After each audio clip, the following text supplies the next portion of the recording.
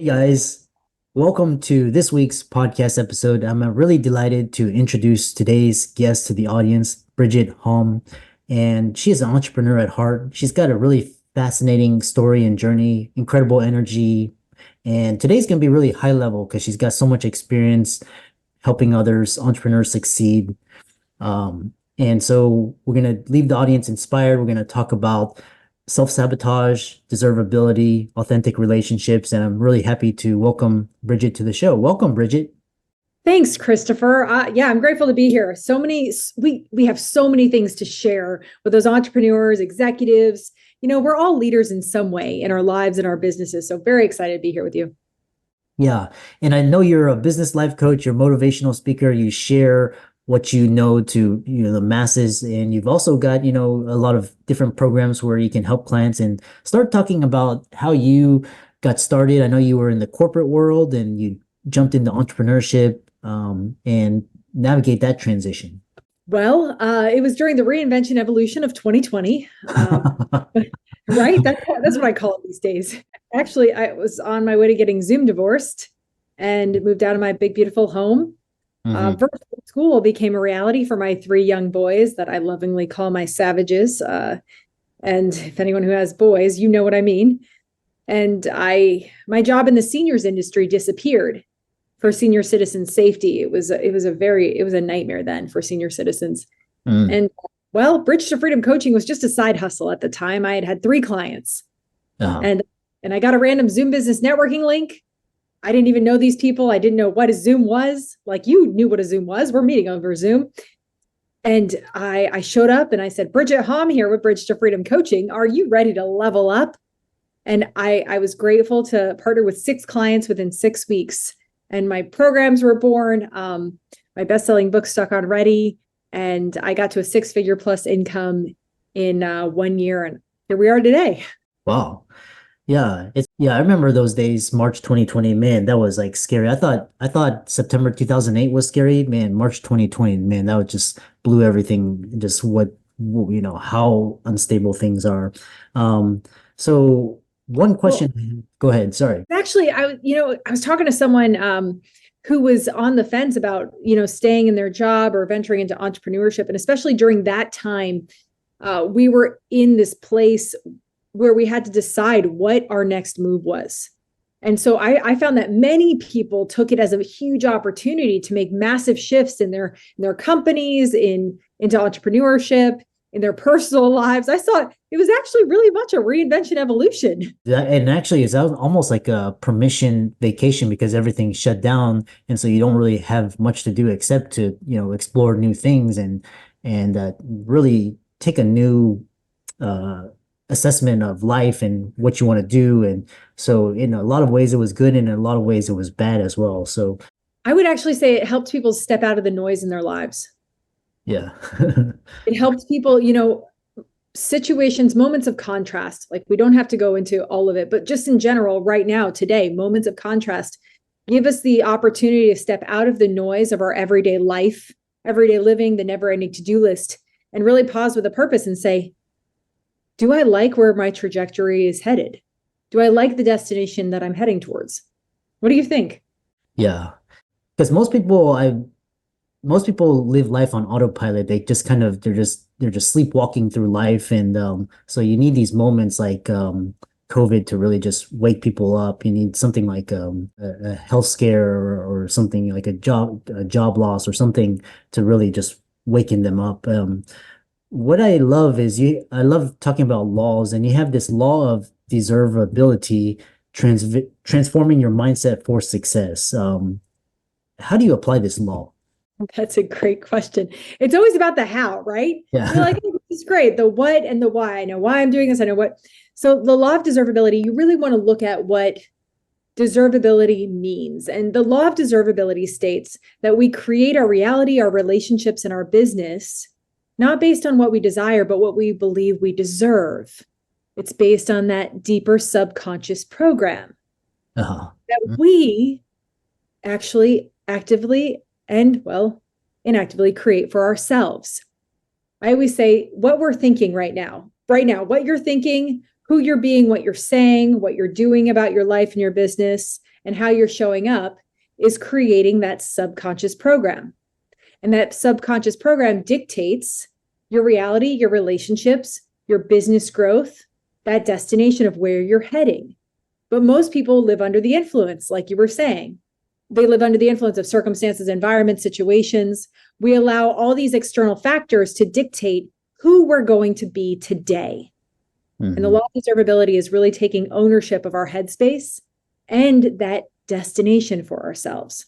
I love that because we're going to talk about overused terms, and you talk about mindset as an overused terms and this deservability versus desire. And so a lot of people say, okay, I can meditate, I can do my affirmations, I can do my healing. How do you reconcile deservability and just kind of past trauma, emotional guilt, shame, and how that affects or relates to self-sabotage? That's a great question.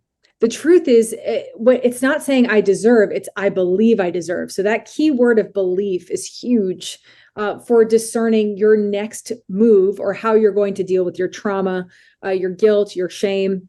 I say how to hire and fire the right mental team or break up with that mental team, whatever you prefer. Yeah. But it's acknowledging that this was a program, a subconscious program created by circumstances, environments, past relationships, opinions, objections, anything that you've dealt with the world around you, and seeing how we've allowed those things to dictate who we are. Really staring those moments in the face and saying, was that me? Or is that my real authentic self? And that's where we get into that perspective of what is imposter syndrome. And I always say the simplest way to define imposter syndrome is adopting lies as our truth. Adopting or saying that certain experiences are me. Those defined who I am. But that's not true. Imposter syndrome is like putting on a jacket. It's like, oh, I'm wearing this for a time. I'm wearing my trauma. I'm wearing my guilt. I'm wearing my shame. But you can take off that jacket at any time by reprogramming your mindset, your thoughts, words, actions, and emotions. Yeah. It's really interesting because talking with clients, they have these whatever happened in the past, and then they also have things that they're worried and anxious about in the future. And to come to terms with your past trauma and self-sabotage, is it basically forget about it, or do you have to kind of create new meanings out of the bad things that happened to you in the past? When talking about trauma, I always say that, and I'll take this personal for a second. When going through divorce, when going through any negative circumstances, you must decide, are you going to let this define you? You must decide that. You must look at it in that moment and say, is this going to be true for me for a lifetime? But where we get into the place where that trauma or that situation is useful. I was talking to someone in networking today, a woman who went through a massive amount of trauma, and now she's an inspirational speaker talking about her plight over in the Middle East and how she was in this prison camp and how she escaped, but now her mindset is totally different. And she helps others to escape their prisons, which are in their minds today in company culture and corporate America. And I just thought that was so incredible. Yeah. What I want you to know is you never want to delete anything along your timeline, because it could always be used to empower someone, to give someone else the authority to take ownership of their life, of their headspace. And so everything along my timeline, I've been able to use to help someone else move the needle for business growth, to help someone, in that sink or swim moment in their life. And so everything is usable. And that's where you find that authentic power to keep you going. I always talk about be the empowerment generator. And so that's what I would say to anyone who's struggling with trauma or guilt or shame. Look at how you can harness that energy to help someone else to heal or work through it in some way. Yeah, and you mentioned a lot of things in that to impact. And one of those things was, kind of as it relates to sabotage to success. And we're going to talk about the entrepreneurship journey in the next half. Tony Robbins says that we have a emotional thermostat, and if we go above that, we even though we desire that, we start to self-sabotage to get back to our emotional thermostat. So if we're, if we're constantly like weight or obese or in debt or something, we'll do things to sabotage our progress. So once you're on this journey, how do you keep on it? How do you, you've made those New Year's resolutions, you've got your coach, you've done all these things, and then how do you prevent from going back to your normal habits? What a great question. And speaking of Tony Robbins, I was watching him do an example with a client of his, and he told the client, focus on the color red. Now look around the room. What is red around the room? Right. And then he said, all right, close your eyes again. You're going to see the color brown. Now, what do you see that's brown around the room? He said, what did you notice? He said, all I noticed were the color that I was looking for. And Yeah. so that's what it takes. You have to start to hone in and laser focus on what you see success as inevitable in your life. If you're going to be an entrepreneur and you want to be known for one thing, whatever that looks like, marketing, sales, mindset, sports, whatever it is, medicine, etc. What do you want to be known for? You want to focus on that. And like Elon Musk's girlfriend, I saw this on a TikTok, said that something that I admire about Elon was that let me see if I say this correctly, that his no's honor his yeses. He says no to everything that is not in alignment with his yes. So what is the yes you want to say to yourself today for personal growth? What is the yes you want to say to yourself today for business success, for monetizing, for healing, whatever that looks like? Make your no's honor your yeses. I really love that. And the more I study entrepreneurs, I did see that TikTok video. It's really fascinating. And the more, like, for example, Bezos and Musk and Zuckerberg, Gates, all these guys, they say no to almost 99.9% of things. And then they focus on that 0.1% that they can. And the more successful they are, the more you have to say no.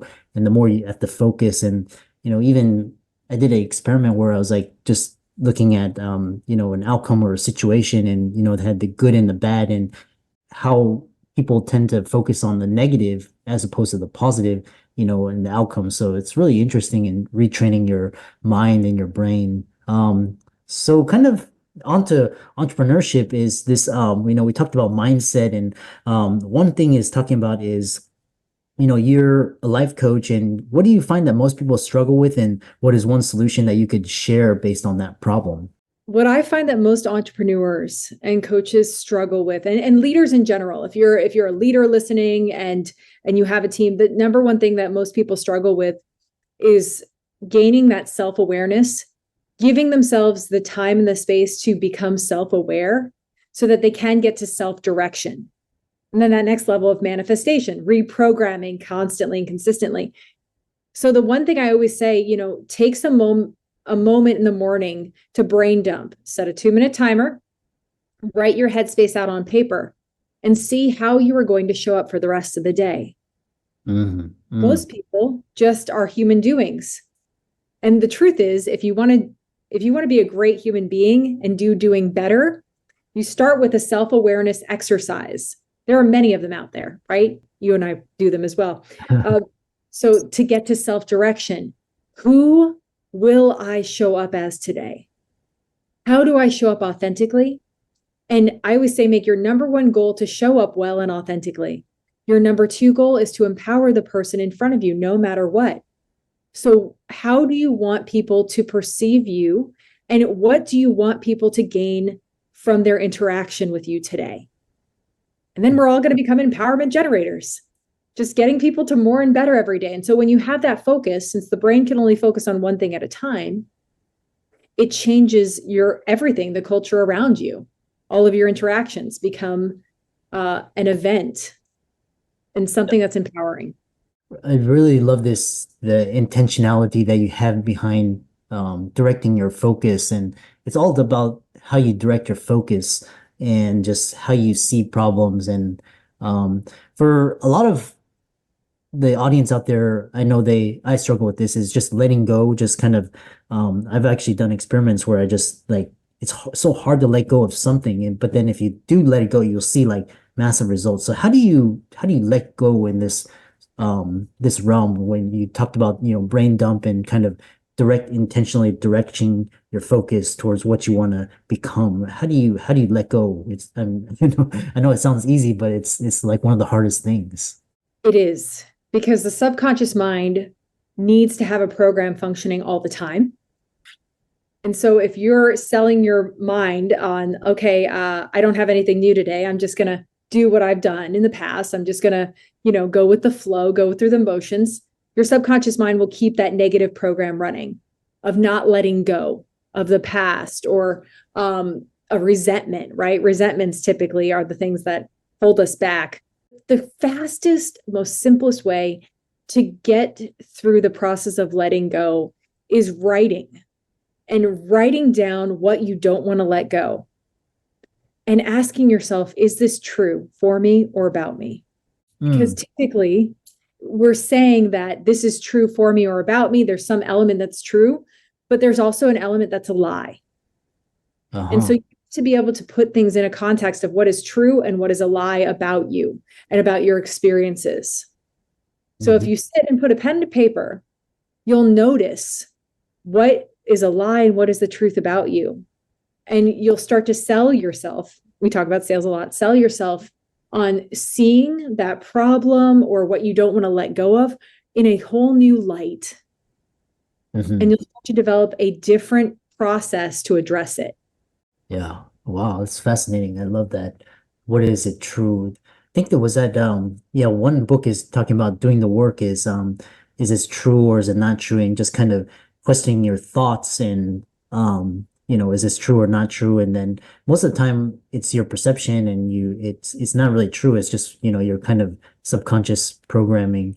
Um I really am really deeply fascinated by this discussion. I know we're kind of coming to the end, but talk about how your business helps. I know because you coach, you do speaking. You've also got a 90-day Find Your Freedom program and also an 8-week program as well. So kind of talk about your company, your business, and how you help others and how can people reach you.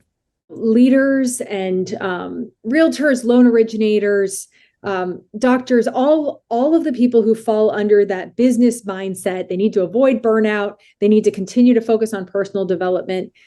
I believe that they deserve a program that helps them to understand, how do I stay laser focused? How do I keep my eye on the ball of what I want my life and my business to look like? So I specifically designed programs to help entrepreneurs to accelerate their results and get past that 10, 20, 30K mark a month, and know how to sell, brand, and market themselves, because most entrepreneurs need to stay inspired. They need to honor their roles and their goals. And they want someone who will help them have new proven strategies to grow their business. Also know how to, honor the forgiveness, clear their headspace. And like you said, move past, what do I need to let go of so I can take on more things, opportunities, experiences that are more in alignment with my authentic self. So my Stuck on Ready programs, my Find Your Freedom programs help to accelerate those results. And you can find me at bridgethom.me. And you can find my book that will give you a lot of proven strategies at stuckonready.com, and you get it for free there. I love that. And for all the audience out there listening, Bridget for coming on, and be sure to check out her resources in the links in the show notes and connect with her on and like her on socials. She's on YouTube, Twitter, TikTok, all the major platforms. And check out her book as well as her coaching programs. And with that, thanks so much for coming on to the podcast. Christopher, pleasure. Love having a conversation with you.